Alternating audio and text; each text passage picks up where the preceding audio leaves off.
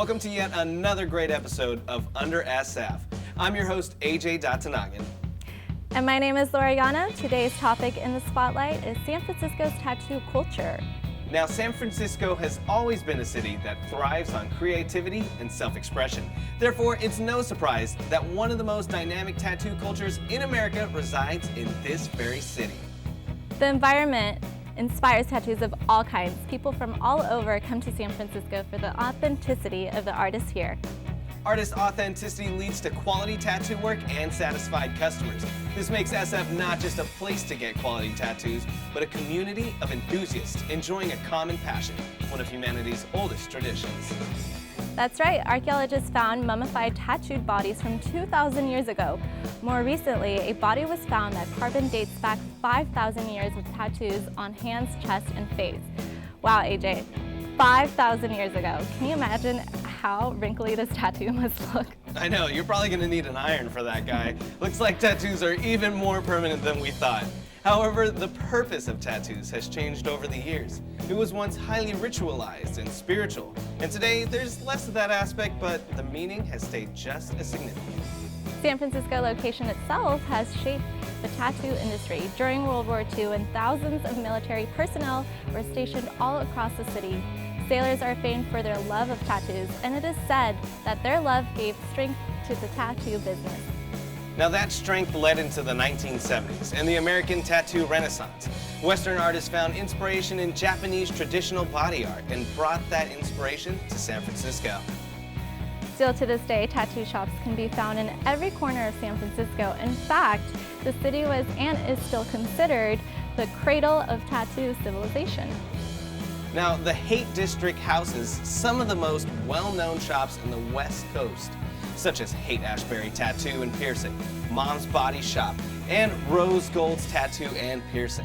Tattoos are put on the surface of the skin, but the real meaning is much deeper. Every tattoo shop and every tattoo has a story behind it. And after the break, we'll hear from local tattoo enthusiasts about the meaning behind their ink. We will also hear from the artists who made those meanings come to life. See you soon.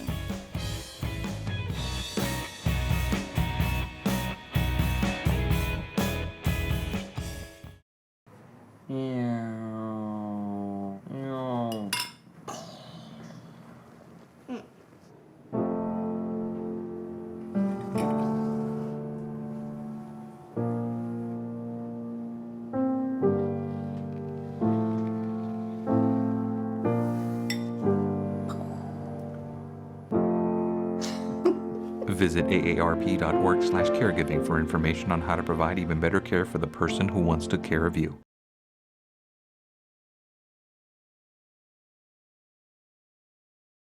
Welcome back to Under SF. Not only are tattoos a history lesson, but a personal history of one's life experiences as well. You're about to hear firsthand what it's like to permanently mark the bits of history onto your body from some tattoo enthusiasts themselves. Also, we got the pleasure of speaking to Castro Tattoo's very own Frank McManus. He was kind enough to sit down with us and give us insight into his career as a tattoo artist.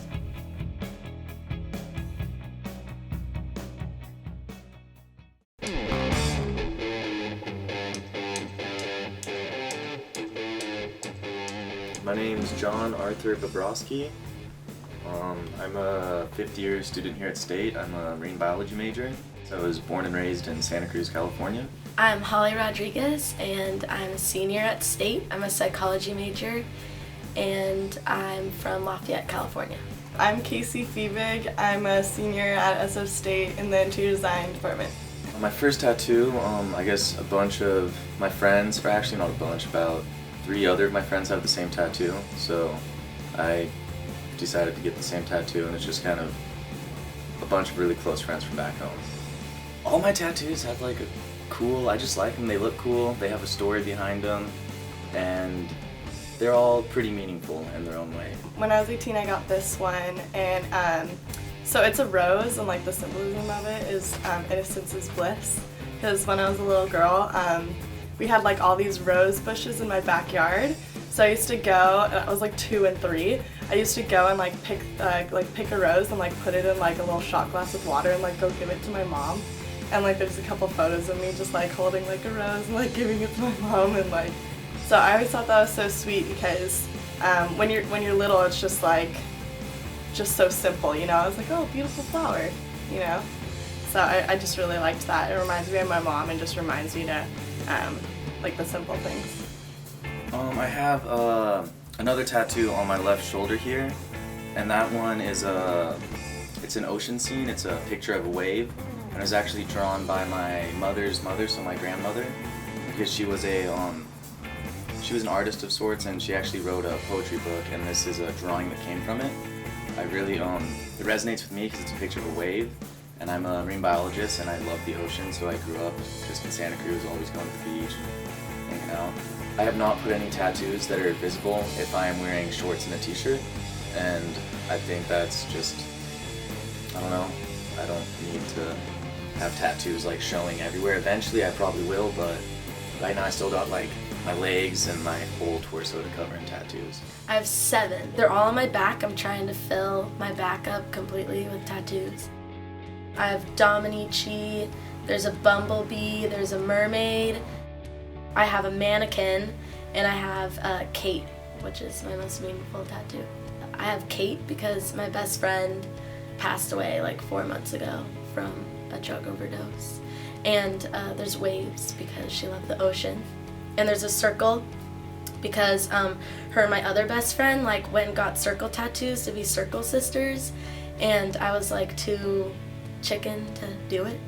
But then she passed away, so then I got the circle with her name in it with the waves. I love the way I'm perceived by having tattoos. I wish they could be all over me. Like when I was a kid, there's actually pictures of me when I was 5, like in kindergarten. I had those like stick-on tattoos on my face, all over my arms. I give myself sleeves. I would like be in the bathroom for like an hour, like rubbing them all on, and then go to kindergarten that way. Like I always knew this is how I'm like meant to look, and I can't wait to like cement my career so that I can like get blasted everywhere.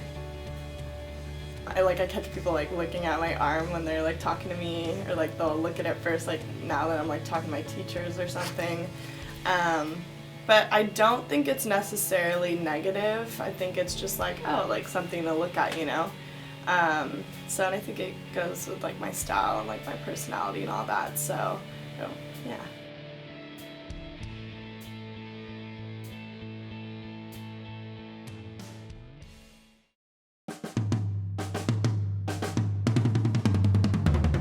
I got into tattooing about 11 years ago. I was working at a gas station, and somebody just saw my artwork. I was always drawing there. And they brought me into their tattoo shop, and I met the guys, and they liked me and liked my stuff, and I started my apprenticeship that week. But I had already been tattooed. I got my first tattoo when I was 17, and it was just some weird tribal dragon I drew up that I thought was awesome. So when I got my first tattoo, I drew it up first and just brought it to the guy at like a well-known shop in the area, yeah, he just put it on me. I wanted exactly how I drew it, you know, which later on I found out was a mistake because I'm always looking at it and like picking it apart now, you know what I mean? When I got my apprenticeship, I had already been an artist like since I can remember. Just always drawing, painting, but my apprenticeship was about 2 years, and that's where I learned the craft, basically, even how to draw a tattoo. You know, just because even though I could paint and I was more of a fine artist and had the eye for art, it's not necessarily a tattoo yet. You know what I mean? What looks good on paper or canvas is not going to look good on your skin. So I had to almost relearn a lot of my techniques. Tattooing's way more difficult than a lot of other art forms, I think, only because you're dealing with a live person and pain and even emotional stuff, you know, depending on what they're getting, and working with that person and kind of getting over that artist ego that comes out when you paint on canvas, because you can do whatever you want, you know what I mean? You can ascribe your own identity to whatever you're doing. When you're working on a person and working on a design that's really special to them, you have to do them justice. I got lucky. I got started in San Francisco tattooing when I first moved here. I was looking at Craigslist, and I got lucky because a lot of shops that are advertising for help on Craigslist aren't the most reputable. Like there's a reason they need people, you know. But yeah, I found this shop. I talked to Hannah, the owner. I did an audition tattoo on somebody that I met out here, and she liked my stuff and gave me the job. And I've been here ever since for a little over 2 years. I think people tolerate tattoos more than they used to. I don't think it's necessarily more positive. I think now it's just become almost regular, just a regular part of, like, they're used to seeing tattoos. It's not such a shock anymore, you know. But I would say specifically like with workplace stuff, it's a lot more acceptable in a lot of different workplaces, especially like California, New York, Philly, you know, in those areas. So yeah, it's a lot more acceptable, but I think for the most part it's still the same. I mean, it's still this kind of weird thing to people. You know, it's very alien and extreme to a lot of people, you know, but I like that. I don't want it to be normal ever, you know.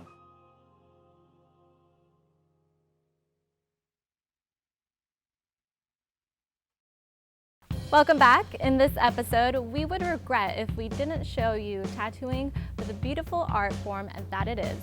You know what, Laura? I think I know what tattoo you should get. Oh yeah, me? Tattoo?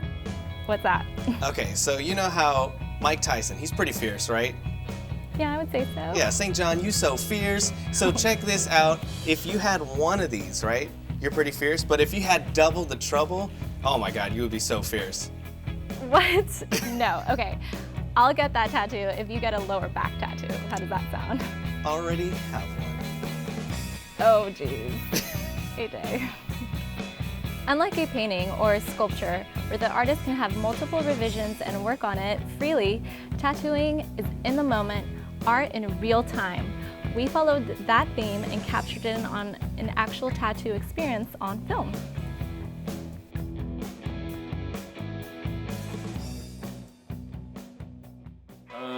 So this is a traditional tattoo machine. It's based on a doorbell design from actually the 1800s, still to this day.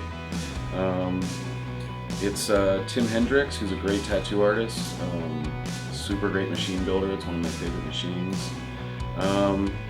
It's just basically a magnet. The needle hooks onto here, and when these coils activate, the magnet sucks the bar down, which pushes the needle down, and then lets go. So it's just an open and closed circuit over and over again. And it probably goes maybe about 100 cycles per second, meaning it goes up and down 100 times per second. So the needle will actually be penetrating 40, 50 times per second. So it goes really fast, and basically all it creates is a brush burn on your skin. It's tattooing is just technically an abrasion. We keep everything super sterile and covered up. Everything's wrapped with plastic. The tube that the needle goes in, that I hang on to, is pre-sterilized in gas. Needle, it's all single use. We throw everything away at the end of the tattoo.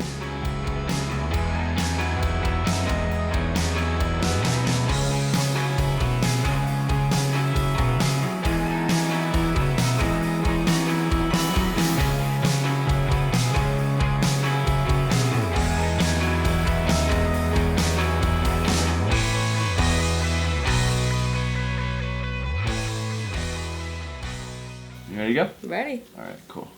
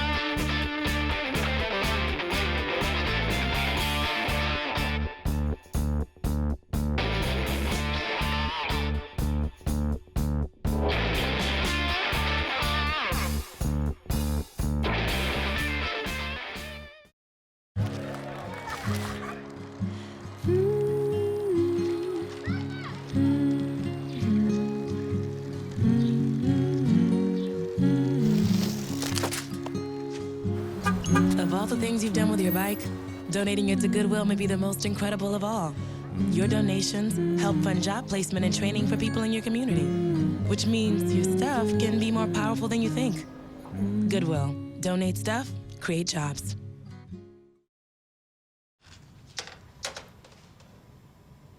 Wow, these are really good. You act surprised.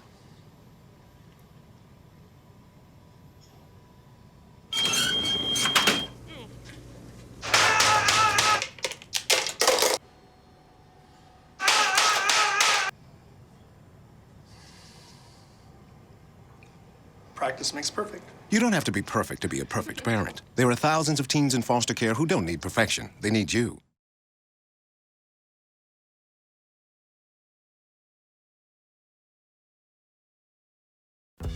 Welcome back to the studio, where we have the pleasure of speaking to Caitlin Bryant about her newest and nicest, I'll say, tattoo. I haven't even been able to see it in person, but you have to tell me, did it hurt? Honestly, not really. It didn't take too long. It took about max 10 minutes. And the placement of it on my arm wasn't too painful. Do you think we can get a sneak peek? There it is, I love it. And can you tell me the meaning behind it? So this is a semicolon, believe it or not. It looks a little scabby right now. It's gonna take about a week or two to heal fully. So basically, I started this journal about 2 years ago or 3 years ago, where I'd go around the city and I would ask people all over on the Muni, at the park, at the grocery store, if you could pass along a personal piece of life advice that you would give to a complete stranger, what would that be? So I have this journal and it's filled with over like 200, 250 quotes. And I'm a writer. I love writing. It's a huge passion of mine. So I started writing this book called Hello Stranger, where I go around, talk to people. I take those quotes that I've gotten from them, put it in a book, and each chapter is like a personal event that I've been through in my life, intertwined with quotes from these strangers to tie in how we're all related to one another without knowing it. So the semicolon just reflects something that could have ended, but goes on anyway. Wow, that's really deep. I like that a lot. Did you have a semicolon moment with your tattoo artist? No, I don't think so. We really vibed off of each other really well. Everything kind of went exactly how I thought it would, and yeah, we just worked great together. So. Was it unique being recorded during such an uncomfortable kind of situation? No, it was something I've really been looking forward to. So it didn't bother me at all who was in the room. It could have been anyone in the room. So recorded or not, I was comfortable either way. So when you went in there, were you just like, hi, I want this? And then was he like, just like, okay, that's it? Or was there a bigger explanation than that? Yeah, so the only kind of, I guess, pre-procedure thing that we did was look over different types of semicolons. Believe it or not, there's different styles, different fonts that they would use. So we kind of picked out, what size we would do, like what type of font we would use. I think we used a pretty generic font. It has to be like an Arial or something like that. And yeah, chose the size, really happy with it. Not too big, not too small, and just with my writing hand, so I like works that. out for me. I like that you guys have different fonts. You're like, yeah. You can go with Comic Sans, right. Papyrus. Exactly. And it's taken like seriously too, like, oh, I don't know, but. He's like, ooh, you might want to avoid Papyrus. It's a little pricey. Yeah, exactly. Comic Sans. You want to take it down a little bit, take it down a notch, take it to a Times New Roman. Yeah, basically. Don't go Broadway. That's right. where it's expensive. Exactly. And do you plan on getting more tattoos? Yeah, I do actually. I'm half Filipino, so I just got back from my very first trip in the Philippines in January. And my family's from the region of Cebu. So I'm thinking of getting, well, I'm not thinking, I know I'm getting, the outline of Cebu on this side of my body here. Nice, and what are the other tattoos that you have? So I have two other tattoos. I have a small to medium-sized tattoo on my ribs over here, and it says, "So it goes." It's a quote from Kurt Vonnegut's book, Slaughterhouse-Five. It's one of my favorite books.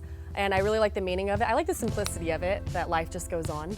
And my other tattoo is on my foot. It's an Army dog tag, and it says, my father, my hero. And it's the date that my dad was born and the day he passed away.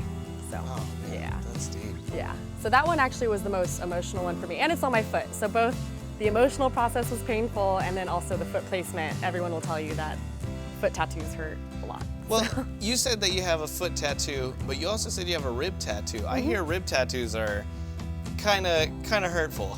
You know, for some reason, maybe because it was my second tattoo, so I kind of went in with an expectation of what the pain level would be like. It didn't hurt as much. It was more enjoyable, actually. So. If someone didn't know what kind of tattoo, let's say they just wanted a tattoo. I know a couple buddies of mine used to be like that until they finally picked the one that they were looking for. Is there something you would recommend? Something you'd be like, oh, this is a good starter? Oh gosh, not really. I think, yeah, that's a hard question to answer. I think because everybody has such different ideas of what they'd want to do. Like for instance, a lot of people have rose tattoos, and that could mean something different based on the person. So I think just get what you want, I guess. My biggest advice that I've done so far is make sure you have a shot of whiskey before you go in, even though they say it's probably not the best idea to do. It's calmed my nerves a little bit, so. Yeah, and it seems like you're like well calm, and you can like easily do this now at the point like where you're like, oh yeah, I'm gonna go get my next tattoo pretty soon, and you're just really chill about it. Whereas like to someone like me, I'm like, oh boy, this is gonna be a really scary experience. I can't even imagine. Well, bring a friend, have someone hold your hand. I don't know how lame that sounds or not, but it actually does help knowing that somebody's there, somebody who cares about you and supports you. Well, thank you so much for not only letting us film such a significant moment for you, but for also sitting down with us today. Caitlin, thank you so much. Thank you for having me. And thank you for watching Under SF. Tune in next week for our episode on stand-up comedy in San Francisco. You're gonna laugh, you're gonna cry. I'm AJ for Laura Ariano. See you next week right here on Under SF.